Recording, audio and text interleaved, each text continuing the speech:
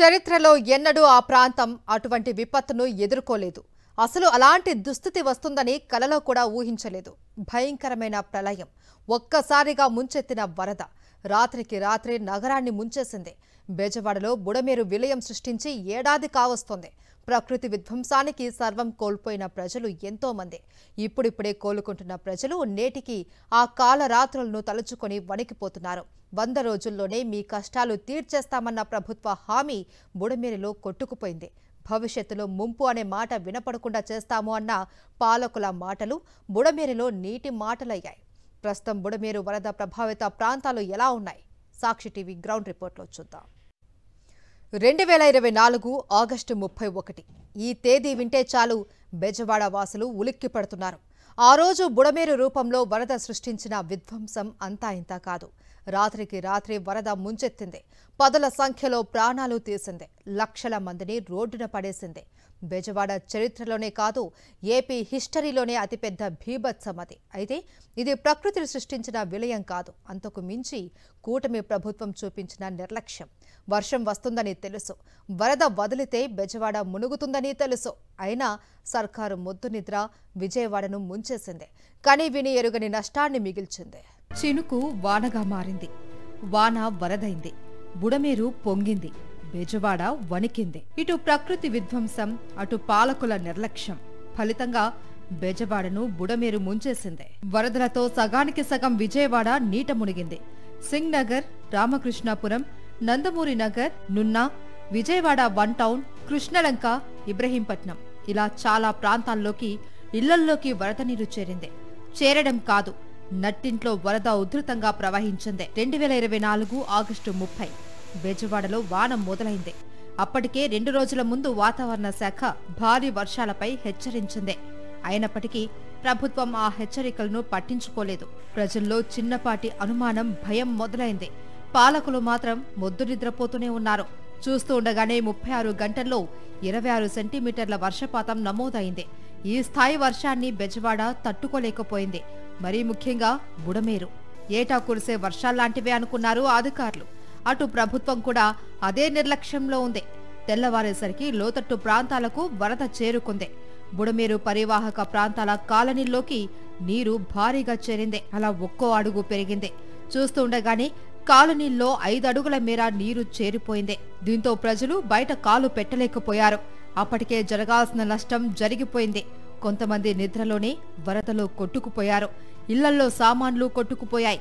మరోవైపు కృష్ణానదికి కూడా వరద ప్రవాహం పోటెత్తడంతో బుడమేరు నీరు ఎటూ వెళ్లలేక వెనక్కు తన్నింది.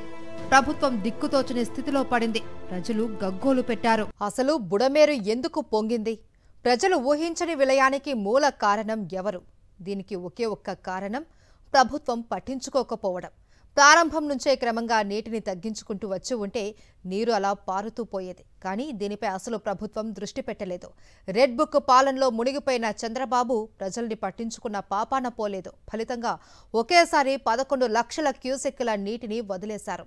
ఒక్క ముక్కలో చెప్పాలి అంటే చంద్రబాబు తన చేతులతో సృష్టించిన విలయం ఇదే. చూశారుగా, ఇదే బుడమేరు. ఏంటిది, పిల్ల కాలువలా ఉంది? చూడ్డానికి చెత్త పేరుకుపోయి గుర్రపుడెక్కతో నిండిపోయి మురికి కాలువను తలపిస్తోంది. ఈ కాలువకు వరదలు రావడమేంటి? ఇదే కదా మీ అనుమానం? మీ అనుమానం నిజమే. బుడమేరు కాలువ చాలా పెద్దది.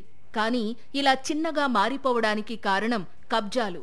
వాస్తవానికి బుడమేరు పరివాహక ప్రాంతం 2930 ఎకరాల్లో విస్తరించి ఉంది. అయితే విజయవాడ నగరం విస్తరిస్తున్న క్రమంలో రియల్టర్లు బుడమేరును కబ్జా చేశారు. దీంతో ఒకప్పుడు 120 మీటర్ల వెడల్పున ప్రవహించే బుడమేరు వాగు ఇప్పుడు 50 అడుగుల వెడల్పు కూడా లేకుండా పోయింది. మనం చూస్తున్న బుడమేరు ఏదైతే ఉందో ఆ బుడమేరు ప్రాంతం కూడా పూర్తిగా ఆక్రమణకు గురైందని చెప్పాలి. ఎందుకంటే బుడమేరు లోపలికి వచ్చి ఇల్లులు మనకు చాలా స్పష్టంగా కనిపిస్తున్నాయి. ఇక్కడ కనుక ఆక్రమణలు తొలగించకపోతే పరిస్థితి ఏంటా అంటూ ఈ నగర ప్రజలు ప్రశ్నిస్తున్న పరిస్థితి. రియల్ ఎస్టేట్ పెరిగిన తరువాత ప్రభుత్వం రియల్ ఎస్టేట్ కనుసన్నల్లోకి మారింది. ఆపరేషన్ బుడమేరును అమలు చేస్తామన్న ఒక్క అడుగు కూడా ముందుకు వేయలేకపోయింది. సంవత్సర కాలం గడిచిపోయింది. ఇప్పుడు మా పరిస్థితి ఏంటా అంటూ బుడమేరు వాసులు ప్రశ్నిస్తున్నారు. వరద ముంపు భయం ఇంకా తమను వెంటాడుతూనే ఉంది. ఆ 10 రోజులు ఇంకా జీవితంలో మాకు గుర్తుండిపోతాయి అంటున్నారు. అటువంటి క్షణాలు మళ్ళీ రాకుండా ఉండేందుకు ప్రభుత్వం తగిన చర్యలు తీసుకోవాలంటూ ఈ సింగనగర్ ప్రాంత ప్రజలంతా కూడా కోరుతున్న పరిస్థితి కనిపిస్తుంది. ఆపరేషన్ బుడమేరుని అమలు చేయాలంటూ వాళ్ళు ప్రభుత్వాన్ని కోరుతున్న పరిస్థితి అన్ని చోట్ల కనిపిస్తుందనే చెప్పాలి. మైలవరం కొండల్లో పుట్టిన పెద్దవాగు బుడమేరు. ఆరిగిపల్లి, కొండపల్లి అనే 2 కొండల మధ్య ఇది మొదలవుతుంది. ఏడాది పొడుగునా ఈ వాగుల్లో నీళ్లు ఉంటాయి. అతిపెద్ద మంచినీటి సరస్సు కొల్లేరుకు నీటిని అందించే ప్రధాన వాగు బుడమేరు. జమ్మలవోలు నుంచి విజయవాడ నగరం కృష్ణా జిల్లా మీదుగా కొల్లేరులో కలుస్తుంది. బుడమేరులోకి ఏటా గరిష్టంగా 10,000 నుంచి 11,000 క్యూసెక్కుల వరద నీరు వస్తుంటుంది. 2005లో కురిసిన వర్షాలకు బుడమేరులోకి ఏకంగా 75,000 క్యూసెక్కుల వరద వచ్చింది. అప్పుడు విజయవాడ చాలా దెబ్బతింది. బుడమేరులో వరద ప్రవాహం ఎక్కువగా ఉంటే కృష్ణా నదిలోకి డైవర్ట్ చేస్తుంటారు. ఈ డైవర్షన్ కోసం జి కొండూరు మండలం వెలగలేరు వద్ద హెడ్ రెగ్యులేటరీ ఏర్పాటు చేశారు. కృష్ణానదిలో నీటి ప్రవాహం ఎక్కువగా ఉంటే ఎగువ నుంచి వచ్చే నీటిని వెలగలేరు హెడ్ రెగ్యులేటరీ గేట్లను ఎత్తి దిగువకు విడుదల చేస్తారు. అయినప్పటికీ బుడమేరుకు వరద వస్తుందంటే దానికి కారణం ఆక్రమణలు. బుడమేరుకి వరదలొచ్చి దాదాపుగా సంవత్సరమైంది. విజయవాడ నగరమే కాదు, చుట్టుపక్కల జిల్లాలు కూడా అతలాకుతలం అయిపోయినాయి. ఆ రోజున ముఖ్యమంత్రి గారు హడావిడి చేశారు, కానీ దీన్ని శాశ్వత నివారణ చర్యలు ఇప్పటికి కూడా తీసుకోలేదు. మళ్ళీ ఈ వర్షాకాలం అనగానే బుడమేరుకి నీరు వస్తూ ఉంటే జనమందరూ బెంబేలెత్తిపోతా ఉన్నారు. బుడమేరు పరివాహక ప్రాంతంలో 380 ఎకరాల భూమి కబ్జాకు గురైనట్లు గుర్తించారు. ఇందులో 260 ఎకరాల్లో సేద్యం చేస్తుండగా 80 ఎకరాల్లో నిర్మాణాలు చేపట్టారు. ఈ ఆక్రమణల్లో సుమారు 3,100 భవనాలు వెలిశాయి. కానీ ఆపరేషన్ బుడమేరు పేరుతో హంగామా చేసిన ప్రభుత్వం ఆచరణలో మాత్రం శ్రద్ధ పెట్టలేదు. వెలగలేరు హెడ్ రెగ్యులేటరీకి దిగువన గండిపడిన ప్రాంతంలో ఓ చిన్న గోడ కట్టారే తప్ప బెజవాడ నగరం మధ్యలోంచి వెళుతున్న బుడమేరు ప్రక్షాళనపై కనీసం దృష్టి పెట్టలేదు.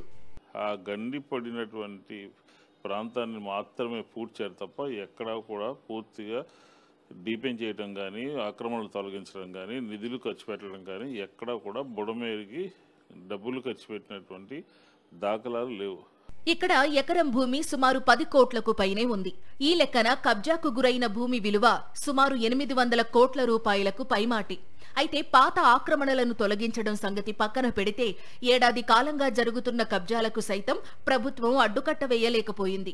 ప్రభుత్వం ఎంతో గొప్పగా ఆపరేషన్ బుడమేరు అంటూ చేసిన హంగామా కేవలం ప్రకటనలకే పరిమితమైపోవడంతో ఇప్పుడు మళ్లీ వరదలు వస్తే పరిస్థితి ఏంటి అనే ప్రశ్నలు తలెత్తుతున్నాయి. లక్షల మందిని ముంచేసిన వరదల వెనుక ఉన్నది కేవలం ప్రకృతి ప్రకోపం కాదు, అంతకు మించి పాలకుల నిర్లక్ష్యం.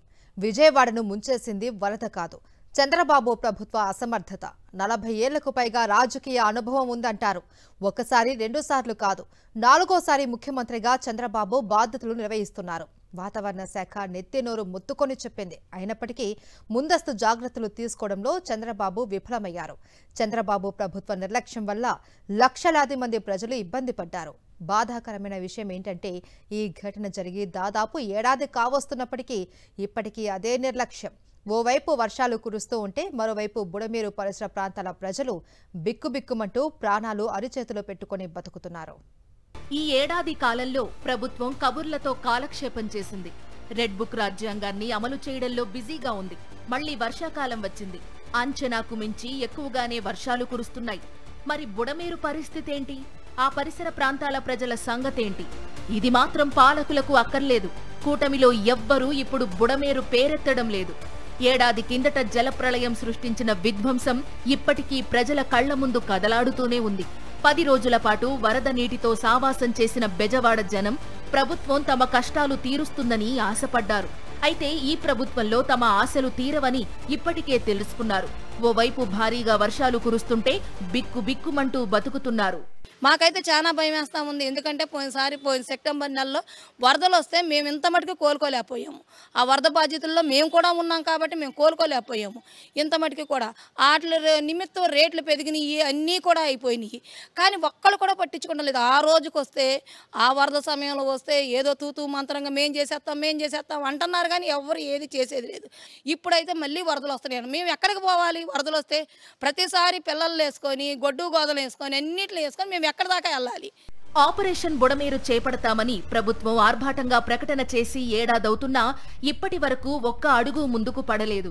ఆపరేషన్ బుడమేరు చేపట్టి 100 రోజుల్లోనే సమస్యకు పరిష్కారం చూపిస్తాం, ఆక్రమణల అంతు చూస్తామని కూటమి నేతలు ప్రెస్ మీట్లు పెట్టి మరీ ప్రకటనలు చేశారు. ఇందులో భాగంగా ఆక్రమణలను గుర్తించి ఓ జాబితాను కూడా సిద్ధం చేశారు. అయితే ఇప్పుడా జాబితా ఎక్కడుందో ఏమైపోయిందో ఎవ్వరికీ తెలియదు. కింద ఉన్న వాళ్ళకి 25,000, పైన ఉన్న వాళ్ళకి 10,000, బండికి 3,000 అని చెప్పి అన్నారు. ఇప్పటికి కూడా చాలామందికి ఇళ్ళగల్ల వాళ్ళకి డబ్బులు రాలా. కోలుకోలేనటువంటి పరిస్థితుల్లో మళ్ళీ ఈ వర్షాలు విపరీతంగా పడతా ఉండడం జరుగుతూ ఉంది. చుట్టుపక్కల మొత్తం కూడా వరద వచ్చే పరిస్థితి కనుక ప్రజలందరూ కూడా గమనిస్తూ ఉన్నారు, భయభ్రాంతికి గురవుతున్నారు. కాబట్టి దీనికి సంబంధించినటువంటి ఇరిగేషన్ శాఖ మంత్రి ఉన్నారు మరి నిమ్మల రామానాయుడు గారు, మరి వారు ఏం చేస్తారో మరి అది తెలియదు. నగరంలోని జక్కంపూడి కాలనీ నుంచి సింగ్ నగర్, న్యూ రాజరాజేశ్వరిపేట మీదుగా ఎనికేపాడు టన్నెల్ వరకు దాదాపు 80 ఎకరాల మేర బుడమేరు వాగు ఆక్రమణలో ఉంది. ఈ కబ్జా చేసిన భూమిలో వందల సంఖ్యలో నిర్మాణాలు వెలిశాయి. మరికొన్ని ఇప్పటికీ నిర్మాణాలు సాగుతున్నాయి. పదుల సంఖ్యలో అపార్ట్మెంట్లు, ఇళ్లు, వ్యాపార కేంద్రాలు, దుకాణాలు ఉన్నాయి. మళ్ళీ ఇప్పుడు వర్షం వస్తుంది. ఈ వర్ష తీవ్రత 4 రోజుల నుంచి భయంకరంగా ఉంది. పిల్లల్ని స్కూల్కి పంపించాలి. అర్ధరాత్రి టైము, ఒకవేళ వరదలు వస్తే అర్ధరాత్రి టైం ఏం చేయాలి? ఇప్పుడు వరద వస్తే మా బాధ ఏంటి? ఇప్పుడు రానున్న కాలంలో ప్రభుత్వం ఏ మార్గదర్శనం ఆలోచిస్తుంది? ప్రభుత్వం ఎంతో గొప్పగా ఆపరేషన్ బుడమేరు అంటూ చేసిన హంగామా కేవలం ప్రకటనలకే పరిమితమైంది. చంద్రబాబు ప్రచార ఆర్భాటం బుడమేరులో కూడా స్పష్టంగా కనిపించింది తప్ప ఏడాది గడిచినా పరిస్థితిలో మార్పు రాలేదు. సంవత్సర కాలంగా బుడమేరు దగ్గర ఎలాంటి అభివృద్ధి పనులు అన్నది జరగలేదు. ఈరోజు 380 ఎకరాలు బుడమేరు కబ్జాకు గురి అయింది అని చెప్పి ఎల్లో మీడియా పేపర్లే ఈరోజు రాయటం అన్నది మనం చూస్తున్నాం.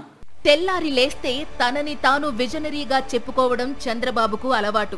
గతంలో హుద్హుద్ తుఫానును తానే ఆపేశానని చెప్పుకున్నారు. సంక్షోభాన్ని అవకాశంగా మార్చుకుంటానని డప్పు కొట్టుకుంటారు. ఇలా లేనిపోని గొప్పలు చెప్పుకునే చంద్రబాబు బుడమేరు విషయంలో అడ్డంగా దొరికిపోయారు. తన మేనేజ్మెంట్ అంతా ప్రచారానికే పరిమితమని నిరూపించుకున్నారు. వరద పైనుంచి వస్తే మొన్నట్లాగా ఎటువంటి ఇబ్బందులు ఎదుర్కొనాల్సినటువంటి పరిస్థితి ఏర్పడుతున్నాం అని చెప్పని దాదాపుగా 13-14 డివిజన్కు సంబంధించినటువంటి ప్రజలందరూ కూడా భయాందోళనలో ఉన్నటువంటి పరిస్థితి అయితే వాస్తవం. ఇప్పటికైనా కబుర్లు పక్కన పెట్టి బుడమేరు విషయంలో చేతలు చూపించాలని బెజవాడ వాసులు డిమాండ్ చేస్తున్నారు. ఆదిలోనే వదిలేసిన ఆపరేషన్ బుడమేరును స్టార్ట్ చేయాలని కోరుతున్నారు. ఆపరేషన్ బుడమేరు చేపడతామని ప్రభుత్వం ఆర్భాటంగా ప్రకటనలు చేసింది. కేవలం 100 రోజుల్లోనే యాక్షన్ ప్లాన్ రూపొందించి బుడమేరును ప్రక్షాళన చేస్తామని చెప్పి హంగామా చేసింది. కానీ నేటికి ఒక్క అడుగు కూడా ముందుకు పడలేదు. మరోవైపు ప్రస్తుతం వర్షాకాలం కావడంతో ఈ ప్రాంత ప్రజలకు బుడమేరు మరొక మారు వారిని వణికిస్తోంది. ఇప్పటికైనా సరే ప్రభుత్వం స్పందించి బుడమేరును ప్రక్షాళన చేయాలని ప్రజలంతా కోరుకుంటున్న పరిస్థితి కనబడుతుంది.